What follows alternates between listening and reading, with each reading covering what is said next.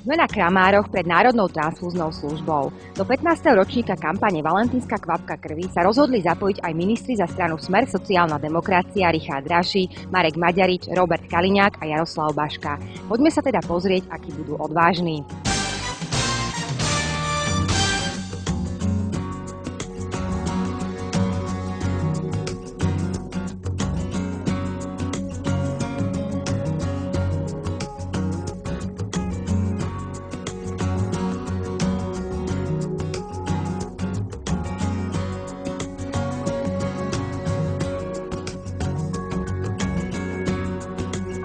Mal si sa pichnutia?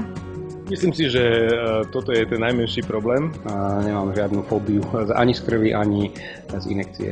Pichnutia som sa nebal a keďže som lekár, naozaj s krvou nejaký problém nemám ani s vlastnou.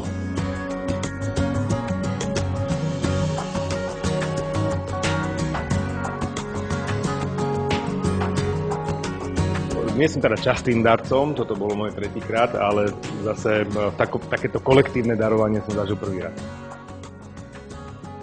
Richard, prečo si sa rozhodol darovať krv?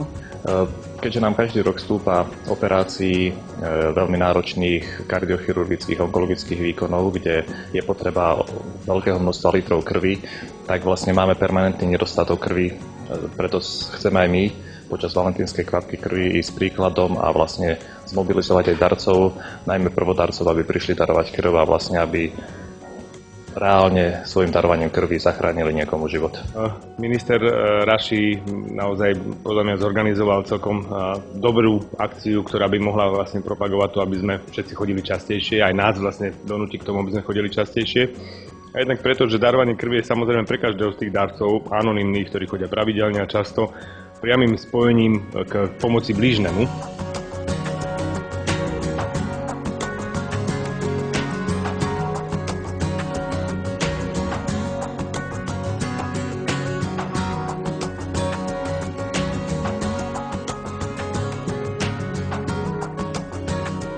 Ak je človek zdravý, nemá nejaké problémy, tak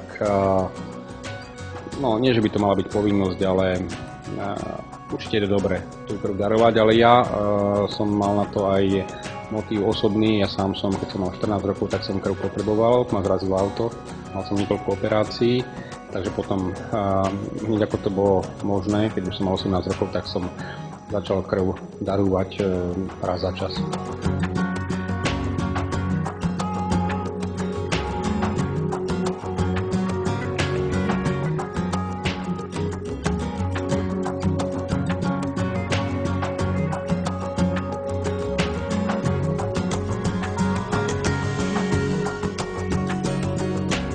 Ako sa teraz cítiš? Teraz sa cítim celkom dobre, idem doliať nejaké tekutiny a kvapku červeného vína. Nikdy som po odbere krvi nemal nejaké problémy a myslím, že ani teraz žiadne nie sú. Dúfam teda aspoň, že sa žiadne nevyskytnú. Dobre sa cítim. Teraz sa cítim veľmi dobre. Opäť škodu priateľov, zhodnotili sme, kto akú farbu krvi má a tým pádom je všetko vybavené. Je obrovskou pomocou v Národnej transfúznej službe, ak známe osobnosti prídu darovať krv alebo prevezmú záštitu nad určitou akciou, pretože to motivuje hlavne prvodarcov a mladých ľudí.